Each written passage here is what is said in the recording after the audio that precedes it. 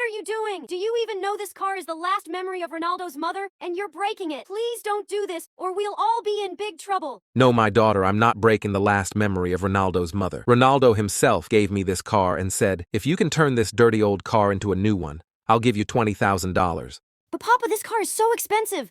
What if you damage it even more? We're poor people. We can't afford to pay for it. My daughter, we have to take this risk. Your brother is in the hospital and his operation is tomorrow. We need money urgently for that. Papa, you care so much for me and my brother. You love us so much, but still no one likes or subscribes to your videos. Maybe because we're poor. Don't be sad, my daughter.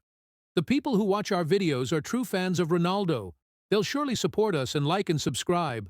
Look, my dear, see how the car is shining now. Wow, Papa, this car looks completely brand new now.